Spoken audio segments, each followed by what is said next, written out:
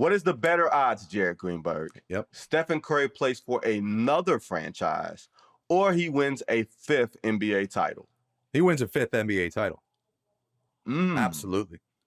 Yeah, I mean, and this to me is the most intriguing one for this offseason. I think this is why this summer is so fascinating, that the Warriors have stood pat, right? Like, we're all anticipating, I think universally, what we all think happens is there's some sort of resolve to Jonathan Kuminga. Now, we can argue as to like what resolve that is, but there's some sort of resolve, and then as soon as that gets settled, they can figure out how to mechanically sign Al Horford, right? So that those two things are going to work hand in hand. The Warriors are going to figure out whether they have Jonathan Kuminga or whether they don't have him, and ultimately, with or without him, they're going to figure out a way to get Al Horford. Okay, they've still got like 17 more roster spots they're going to fill after that.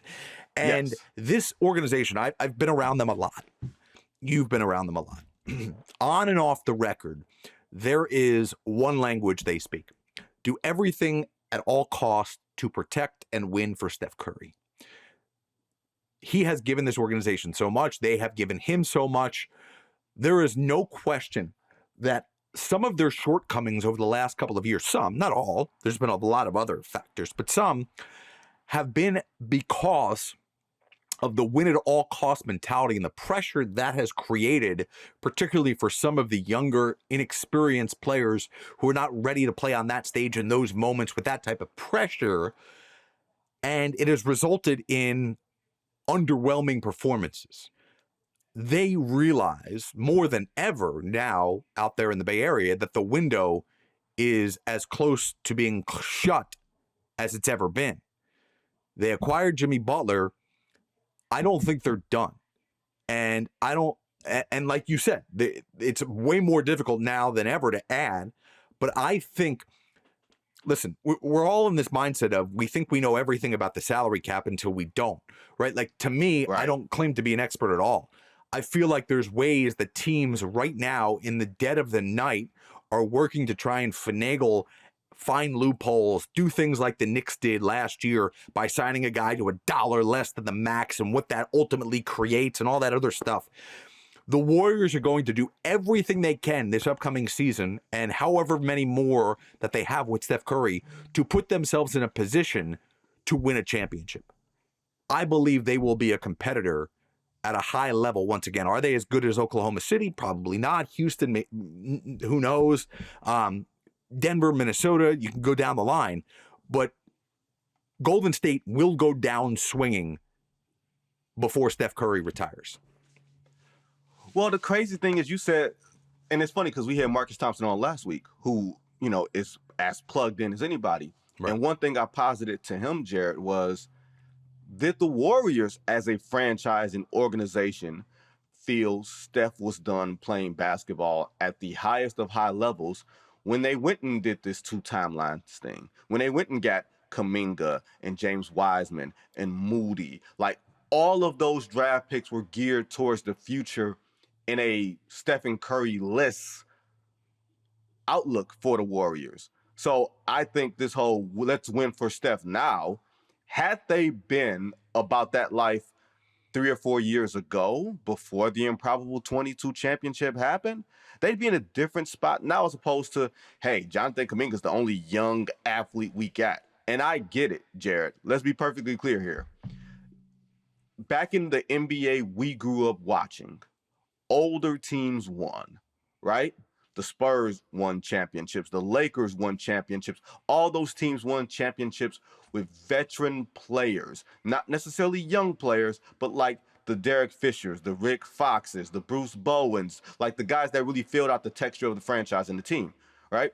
Now, when you look around, it's young. This is a young man's game, Jared. When you not just Oklahoma City, not just Indiana, but the Denver Nuggets of the year before, the Celtics had just enough youth and experience to go with what they had. Drew Holiday, clearly an older player. Kristaps Porzingis turning 30, but Tatum and Brown and a lot of those other players were on the younger side. I don't know if you can compete, with just older dudes with, let's add Al Horford, let's get Gary Payton the second back, let's bring in Steph Curry. Like, all of those guys are on the other side of 30. I get why, if for no other reason, you just need a young body with young legs to help propel you in the meantime. I just don't know if this strategy was employed a little too late, Jared. For them. If you're going to go all in, they should have been going all in with Steph before 22. It seems like they've taken that strategy since winning as opposed to before winning. No, I think that they just swung and missed. Let's call it what it is, right? They thought James Wiseman was going to be a stud. They thought Jonathan Kuminga was going to be a stud. They thought Moses Moody would fit perfectly in with what they were trying to do, and he's shown flashes, but never consistently enough. Listen, whether you want to blame the players themselves who got drafted who weren't good enough, whether you want to blame the coaching staff for A, not developing them well enough, or B, not playing them enough, or whether you want to blame the organization for just drafting the wrong guys, it didn't work out.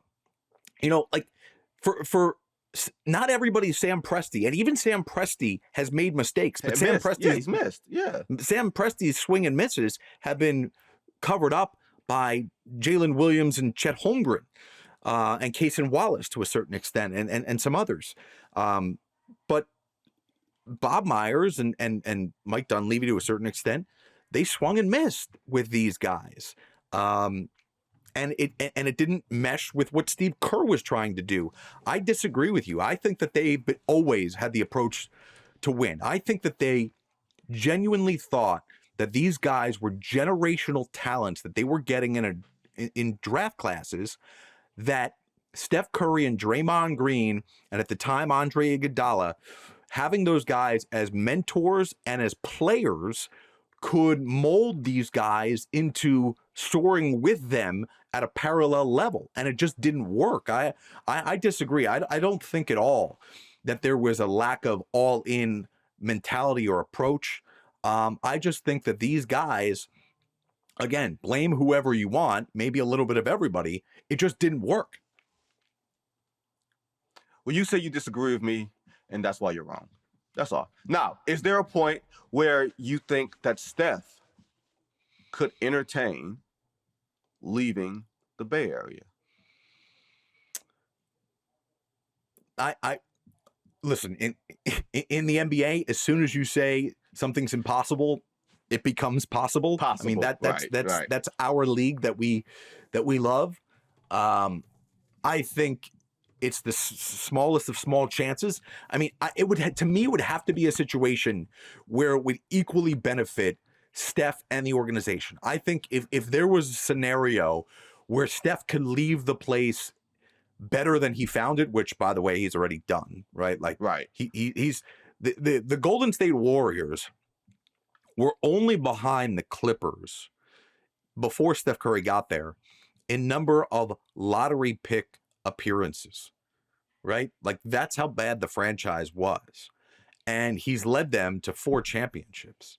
So he's left them in a better spot. But I think for him to leave, he would want it to be a scenario where it's not him saying, hey, get me out of here at all costs, and you guys get a bunch of draft picks, right? I think it would have to be something where it's like, hey, I'm going somewhere where I have another opportunity to win a championship, and you guys are set up for success moving forward. And that is, I mean, I'm stating an obvious statement here, but it's so hard to accomplish that type of deal. Yeah, it's almost impossible. I think the days of expecting players to stick with one franchise for their entire careers is a bit foolhardy, right? If not just evidenced by what we just saw with Luka Doncic and LeBron James, and, you know, like, people may not remember or may not know, some of our younger fans may not know, Shai Gilgeous-Alexander was not drafted by the Oklahoma City Thunder. You know what I mean? Like, they acquired him from the Clippers after his rookie year. So the days of believing, maybe Nikola Jokic will wind up being a Nuggets lifer, because I just can't see him going anywhere else in the pursuit of winning a championship, because I don't think it'll happen here. Like, in one of those type of things, I think he'll retire a Nugget. I think, and maybe just go and play somewhere else or do something else. But the days of believing as a whole that player X was drafted here, player X will never go away, the Tim Duncans, the David Robinsons, the Larry Birds, the Magics, blah, blah, blah, all down the line. So to Steph, to your point, it would have to be a crazy situation for Steph to even, Steph is very image conscious in the ways that he, comports himself publicly, and even the things that happen behind the scenes, because he knows it could inevitably come out, that he wouldn't want that on him and on his ledger of being a guy who became a carpetbagger at the end of his career. Right. And Steph is going to be, I believe, 38 in March.